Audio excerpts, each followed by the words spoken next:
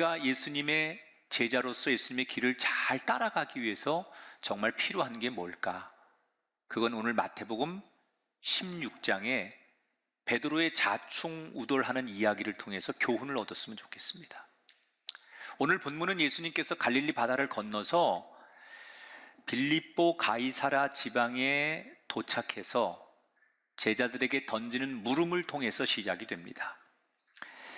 예수께서 빌립보 가이사라 지방에 이르러 제자들에게 물어 이르시되 사람들이 인자를 누구라고 하느냐? 자, 이 가이사라 빌립보는 이스라엘 땅의 최고 북단에 위치한 도시입니다. 그런데 당시로서는 이스라엘 땅에서 가장 풍요로운 땅 중에 하나예요. 이 땅은 원래 헤롯 대왕의 아들인 빌립이 황제를 기리기 위해서 정비한 도시입니다. 얼마나 정비가 당시에 잘 돼 있었냐면 총독들이 유대 지역의 행정수도로 여기를 삼고 주둔하면서 이곳에서 거합니다. 그래서 이곳에는 주로 이방인들이 많이 살았고 로마와 그리스 문화가 발달하고 요즘으로 말하면 저 미국의 뉴욕 같은 아주 풍요롭고 정말 에너지가 넘치는 국제 도시입니다. 이곳에 도착한 예수님께서 사실은 이 가이사라 빌립이라고 하는 이곳에서 예수님이 하시는 말과 여러 가지의 제자들과의 대화 속에서 예수님의 사역의 전환점이 이루어지는 거거든요. 이제부터는 갈릴리를 중심으로 사역하던 예수님께서 예루살렘으로 올라가야 되는 것을 밝히는 굉장히 중요한 분기점이 되는 장소예요. 제자들과 함께 거하시던 예수님께서 이렇게 질문을 하십니다. 요즘 바깥의 사람들이 나를 어떻게 말하더냐? 그랬더니 제자들이 바깥에서 예수님에 대해서 이런저런 들리는 이야기를 예수님께 소개하는 거예요. 어떤 사람들은 그 옛날에 세례 요한이 다시 살아나서 세례 요한이라고도 하는 사람이 있고, 어떤 사람들은 예수님이 권력에 맞서 싸우는 걸 보니 엘리야나 에레미야 같은 선지자라고 말하는 사람도 있고, 사람들이 대체적으로 예수님에 대해서 평가하는 얘기는 훌륭한 분이다, 그리고 하나님 편에 서서 일하는 분이다, 이런 것들을 되게 많은 사람들이 이야기합니다 라고 예수님께 전달을 해주는 거예요. 여러분 들어보니 어떻습니까? 예수님 입장에서는 우호적인 평가 아닙니까? 부정적이거나 비판하는 그런 얘기 대신에 굉장히 우호적인 그런 이야기들을 예수님 많이 들어요. 그런데 예수님 전혀 그런 우호적인 평가의 사람들의 어떤 이야기에 우쭐대거나 또는 흥분하지 않고 오히려 그 제자들이 전하는 얘기에 대해서는 별로 관심이 없어요. 듣는 둥 마는 둥 그러시더니 제자들이 그렇게 세간의 이야기를 다 전해준 다음에 곧이어 정말 듣고 싶은 질문을 하시는 거예요. 그래, 세상 사람들은 그렇다 치고 너희는 나를 누구라고 생각하느냐? 이때 제자들이 침묵을 하기 시작합니다. 왜냐하면 제자들은 이미 예수님께 저 세상 사람들이 예수님을 어떻게 생각합니다 라고 전하는 이야기 속에 자신들의 생각도 함께 전했다고 생각하는 거예요. 그런데 예수님께서 뭔가 더 듣고 싶은 이야기가 있는지 아니면 다른 이야기를 하라고 하시는 건지 너희는 나를 누구라고 하느냐 라고 다시 질문하니까 제자들이 주춤하는 거예요. 혹시 우리 생각을 얘기했다가 예수님이 원하시는 답하고 틀려서 지적을 받으면 어떡하지? 이런저런 생각 때문에 제자들은 서로 눈치를 보고 예수님의 질문에 대답을 못하고 있어요. 그래서 긴 침묵이 한동안 흘러가고 있는데 한 제자가 그 무거운 침묵을 깨고 예수님께 대답을 합니다. 16절을 보겠습니다. 시몬 베드로가 대답하여 이르되 주는 그리스도시요 살아계신 하나님의 아들이시니이다. 이 그리스도라고 하는 말, 이 말은 원래 구약의 메시아라는 말을 헬라어로 번역한 거예요. 메시아라고 하는 말은 기름을 부은 자라는 뜻이거든요. 그런데 이 메시아라는 말을 신약 시대에 헬라어로 번역했더니 그리스도라는 말로 번역하는 거예요. 그러니까 이 베드로의 대답은 뭐예요? 예수님을 향해서 너희는 나를 누구라고 생각하느냐 그랬더니 베드로가 당신은 하나님이 보내신 구원자시고 살아계신 하나님의 아들이십니다. 지금 사람들을 통해서 예수님이 누구냐고 질문했을 때 훌륭한 사람, 사람들 중에 뛰어난 리더십과 지도력이 있는 사람, 하나님이 쓰시는 종, 이 정도로 사람들이 지금 예수님을 평가하는 거잖아요. 그런데 지금 이 베드로의 고백은 뭐예요? 사람을 넘어서서, 인간의 존재를 넘어서서 하나님임을 고백하는 거예요. 그러니까 예수님이 들었을 때는 정말 이 베드로가 던진 대답은 퍼펙트한 100점짜리 대답을 하는 거예요. 여러분, 이 베드로의 고백이 지금 현대 교회 안에서 우리가 신앙 고백이라는 걸 할 때 지금 이 베드로의 고백을 가지고 우리가 신앙 고백을 하잖아요. 사도신경으로 신앙 고백할 때 바로 이 베드로의 고백으로 신앙 고백문이 만들어지는 거예요. 예수님 너무너무 좋아하시는 거예요. 어떻게 이렇게 훌륭한 대답을 할 수 있을까?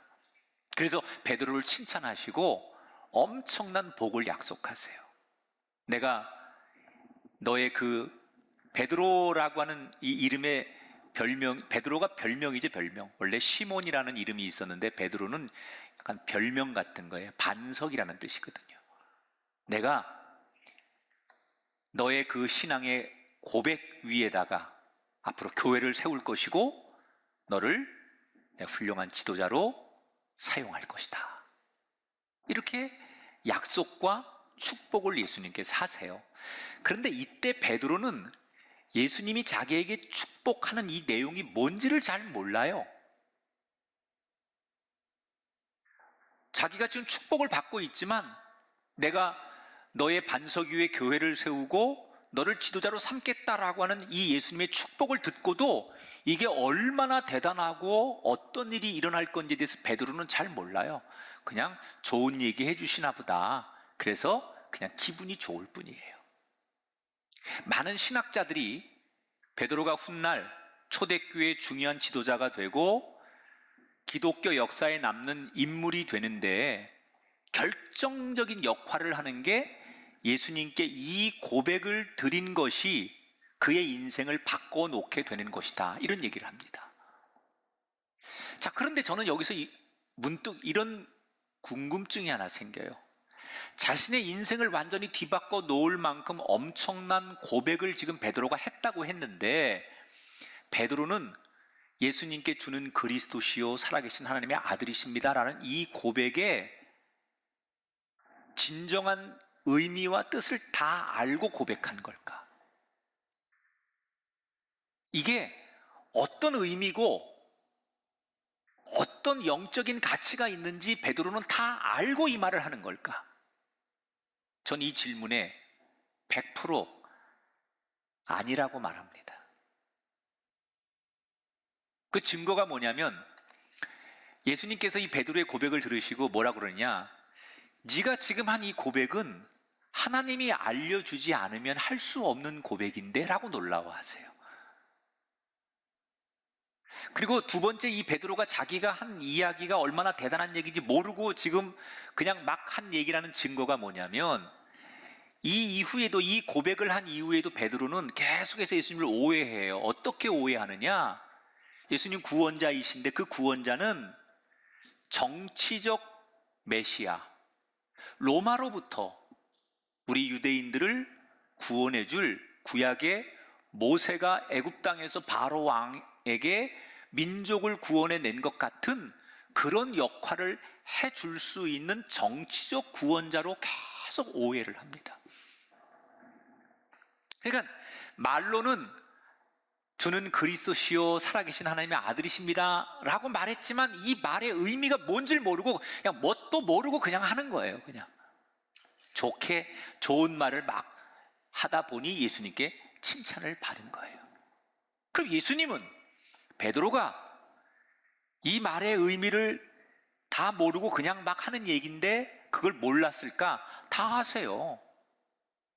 베드로가 주는 그리스도시요 살아계신 하나님의 아들이십니다라는 이 고백의 진정한 의미를 다 모르고 그냥 하는 얘기지만 예수님은 그런 베드로를 한없이 기뻐하시고 축복하셨어요.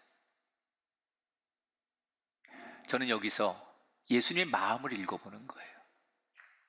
예수님은 자기를 따르는 제자들이 완벽하지 않을지라도 좀 부족하고 모나고 한 모퉁이만을 가지고 주님을 이해하더라도 자기에게 오는 감동대로 주님을 고백하는 것을 기뻐하시는 분이라는 거예요. 네가 이만큼 완벽하고 이렇게 훌륭하고 이 정도 되어서 나를 고백할 때 내가 너의 고백을 통해서 기뻐해, 그게 아니라 미성숙하고 잘 모르고 부족하지만 그러나 그 부족한 그 자리에서 예수님을 고백할 수 있는 그 작은 고백 또한 예수님은 기뻐하시더라는 거예요. 여러분, 우리는 어떻습니까? 우리도 이렇게 참 예배를 드리면서 찬양하면서 때로는 말씀을 묵상하면서 혼자 이렇게 주님께 기도하는 시간을 가지면서 얼마나 우리에게 감동이 많아요. 분명히 여러분에게 느끼는 감동들이 있을 거예요. 초신자는 초신자대로, 교회를 오래 다닌 사람 오래 다닌 사람대로 나름대로 하나님이 주시는 여러 가지 감동들이 있을 거예요. 그런데 우리가 잘 못하는 것 중에 하나가 뭐냐? 감동은 오는데 주님께 이 감동을 고백하지 못하는 거예요. 예수님이 정작 원하는 건 그냥 아직 어린아이 같은 신앙이고 미성숙하고 잘 표현 못해도 그 모습 그대로 자기가 받은 감동을 주님께 표현하기를 원하고 듣고 싶어 하는데 우린 그 표현을 못하는 거예요. 왜? 나는 아직 교회 다닌 지 얼마 안 되고 잘 믿음도 없고 내가 이런 표현한다고 하면 사람들이 주제 넘는다고, 너 교회 다닌 지 얼마나 됐다고 네가 그렇게 나서 이렇게 얘기할 텐데, 이렇게 다른 사람들의 시선을 생각하면서 내게 오는 감동을 표현하지 못하는 거예요. 예수님을 다 알면 그때는 표현하겠습니다 라고 말하면 안 돼요. 베드로는 예수님을 완벽하게 알았기 때문에 자기가 드리는 고백이 얼마나 엄청난 고백인 줄 알았기 때문에 이 고백을 드리는 게 아니에요. 그냥 한 거예요. 그냥 뭣도 모르고 그냥 했는데 예수님이 너 지금 한 얘기 얼마나 귀한 얘기인 줄 아냐 그러면서 감동하시는 거예요. 내 모습 이대로 내게 주신 은혜와 감동을 고백하는 베드로가 되시길 바랍니다. 자, 예수님께서 이 가이사라 빌립이라고 하는 지역에서 사역의 전환점을 맞으신다고 하잖아요. 너는 나를 누구라고 하느냐라는 이 고백과 함께 질문과 이 대답 속에 예수님께서 드디어 제자들에게 처음으로 예고를 하세요. 이걸 우리가 신학 용어로 순환 예고라고 해요. 예수님 입으로 장차 나에게 앞으로 어떤 일이 일어날지를 예수님께서 자기 운명에 대해서 예언을 하시는 거예요.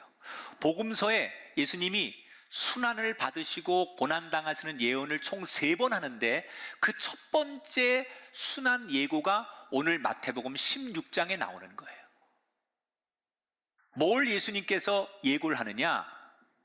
21절에 보면 이때부터 예수 그리스도께서 자기가 예루살렘에 올라가 장로들과 대제사장들과 서기관들에게 많은 고난을 받아 죽임을 당하고 제3일에 살아날 것을 제자들에게 비로소 나타내셨다. 자, 4가지를 얘기하세요. 첫째, 예수님이 예루살렘으로 올라가셔서, 두 번째, 많은 고난을 받은 다음에 세 번째 죽임을 당한다. 이게 십자가 사건이죠. 그리고 네 번째 무슨 일이 일어날 걸 예언하세요? 3일째 되는 날 살아날 것이다. 할렐루야. 그런데 예수님이 처음으로 제자들에게 당신의 운명에 대해서 이렇게 딱 예언을 할 때 제자들이 이 이야기를 듣고 너무 충격을 받는 거예요. 한 번도 상상하지 못한 일을 예수님께서 당신의 입으로 직접 내게 이런 일이 일어날 것이라고 얘기하니까 제자들이 엄청나게 충격을 받고 그 충격에서 헤어나오지를 못하는 거예요. 이때 베드로가 다시 한번 제자의 대표성을 띠고 예수님께 면담을 신청해요. 다 함께 있는 자리에서 얘기 안 하고 예수님이 이렇게 순환을 예고하자 예수님, 선생님, 저 잠깐 면담 좀 할게요. 그러면서 예수님을 밖으로 데리고 가서 둘이 대화를 하는 거예요. 근데 이걸 딱 좀 이렇게 멀리서 딱 보면 어떤 그림이냐면 예수님이 베드로에게 혼나는 장면 같아요. 왜? 막 베드로가 큰 소리를 치면서 좀 막 이렇게 화가 난 그런 표정으로 예수님 앞에 막 이렇게 손동작을 하면서 뭐라고 그러는데 예수님은 가만히 이걸 듣고 있으니까 그림만 딱 보면 예수님이 베드로에게 혼나는 자리 같은 거예요.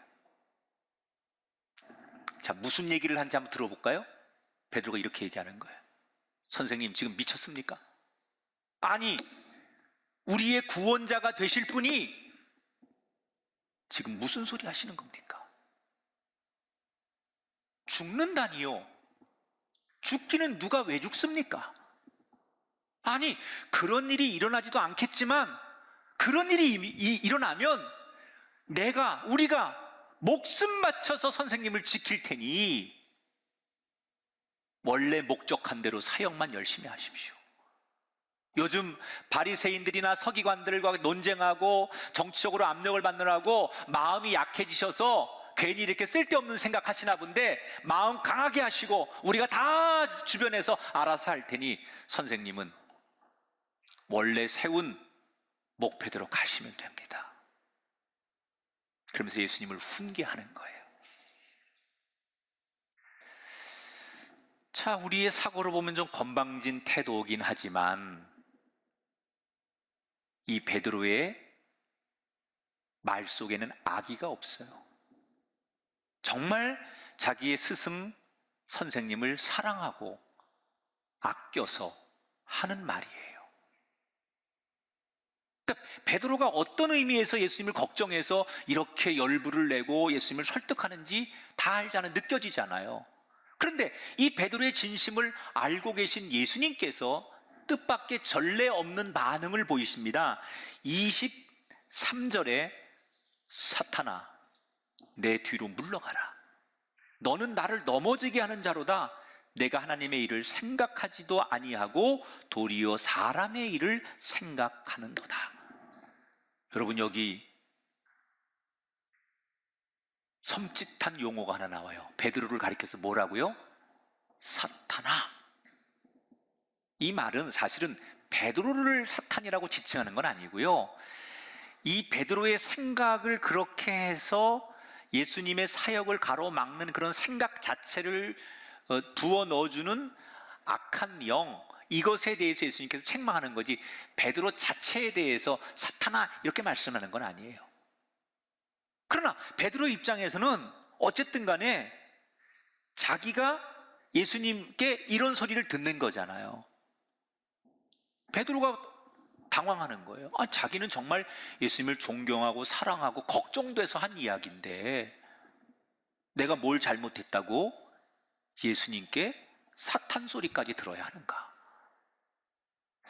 자, 여러분, 서로 좋자고 한 일이에요. 서로가 서로의 마음은 그게 아니에요. 그런데 지금 이 사건은 꼬였어요. 도대체 어디서부터 이 사건이 꼬인 거고 뭐가 문제였을까? 이걸 풀기 위해서 예수님의 제자가 되기 위해서 반드시 기억해야 될 한 가지가 있어요. 자, 우리가 이 고백을 반드시 지켜야 돼. 한번 따라합시다. 내가 기대하는 것보다 순종이 먼저이어야 합니다. 베드로는 지금 예수님을 보면서 자신이 기대하는 구원자의 모습을 상상하는 거예요. 베드로가 상상하는 그 구원자는 어떤 거예요? 앞에서 말했듯이 로마를 물리치는 정치적 메시아를 기대하는 거예요. 우리 예수님이 강력한 힘으로 로마와 싸워 이겨서 우리의 유대 땅의 왕이 되고, 그러면 새로운 정부가 들어서게 되고, 그때 1등 공신인 나와 제자들이 예수님을 보필해서 세상을 멋있게 한번 살아보는 그런 부푼 꿈을 베드로와 제자들은 꾸고 있었던 거예요. 그런데 자기들은 그런 꿈을 꾸고 그래서 예수님을 쫓아다니고 예수님을 그렇게 밀어드리고 있는데, 예수님께서 자기들이 생각하는 그 꿈을 산산이 깨트리는 말씀을 하니까 제자들이, 베드로가 충격을 받고 예수님께 반발하는 거예요. 베드로와 제자들은 뭐가 문제예요? 내가 생각하는 구원자, 내가 기대하는 메시아에 갇혀서 정말로 하나님이 바라시는 뜻, 하나님이 이루려고 하는 미래를 보지 못하는 거예요. 그래서 지금 예수님은 베드로에게, 그리고 제자들에게, 오늘 우리 시대 저와 여러분에게 이렇게 말씀하세요. 24절, 25절을 다 같이 한번 읽어보겠습니다. 누구든지 나를 따라오려거든 자기를 부인하고 자기 십자가를 지고 나를 따를 것이니라. 인자가 각 사람이 행한 대로 갚으리라. 자기를 부인하고 예수님이 가신 길을 걸어가라는 거예요. 그러면 당장은 힘들죠. 아니, 내가 꿈꾸는 계획이 있고 내가 가고 싶은 길이 있어요. 우린 그게 너무 훈련되어 있잖아요. 평생 내가 먹고 싶은 거 먹고 내가 하고 싶은 말하고 살고 내가 가고 싶은 대로 내가 가던 인생이 어느 날 예수님의 제자가 되어서 내가 하고 싶은 거, 말하고 싶은 거, 내가 걷고 싶은 인생길이 아니라 하나님이 나에게 주시는 길을 따라가려고 하면 때때로 얼마나 힘들고 얼마나 숨 막혀요. 그러니까 사람들이 훈련이 안 돼 있기 때문에 내가 평생 내가 하던 대로 살다가 어느 날 하나님이 가르쳐준 길로 가려고 하니 얼마나 어색하고 얼마나 불편하고 얼마나 힘들어요. 그래서 사람들이 이 좁은 길, 주님의 제자의 길로 가는 게 어려운 거예요. 그러나 여러분, 당장은 힘든 것 같지만 약속의 하나님이 그 길을 걷는 자에게 영원한 생명과 영광을 주시겠다고 약속하셨기에 그 좁은 길을 걸으며 얻는 축복의 주인공이 되기 위해서는 내가 생각하는 길이 아닌 하나님이 주신 길을 걷는 것이 중요하다는 거예요. 우리 모두는 앞에서 얘기한 것처럼 예수님의 제자로 부름을 받았어요. 그래서 예수님이 이끄시는 길을 잘 따라가는 게 제자예요. 우리의 선생님이, 우리의 스승이 우리를 가르치고 이끄는 대로 그 길을 따라가야지, 그 길이 아닌 그 삶의 궤도가 다른 길로 가는 건 예수님의 제자라고 말할 수 없잖아요. 그 길을 잘 따라가려면 예수님을 따라가는 내내 내게 임하는 감동, 작은 은혜, 작은 감격, 이런 걸 많이 고백하셔야 돼요. 내 생각, 내 그림을 기대하기보다는 예수님께 먼저 순종하셔야 돼요. 내 그림, 내 설계도를 내가 완벽하게 그려놓고 하나님이 주시는 진짜 설계도를 잃어버리는 사람이 아니라, 내가 설계하고 내가 그린 그림은 가설계예요. 진짜 완벽한 설계를 주시는 하나님의 설계 앞에 나를 맞추는 사람이 될 때 우리가 걸어가는 길이 제자로서의 행복한 여정이 될 줄 믿습니다. 이번 한 주간 사순절을 보내면서 여러분 걸음걸음마다 내가 예수님의 제자지, 그리고 그 걸음을 걸을 때마다 기쁨과 감동과 그리고 긍지가 느껴지는 멋지고 행복한, 남들이 볼 때는 참 고달픈 길을 걷는 것 같지만 내 스스로는 너무나 행복한 길을 걷는 그 고백의 주인공들이 다 되시는 예수님의 제자들 우리 모두가 되기를 주님의 이름으로 축원합니다.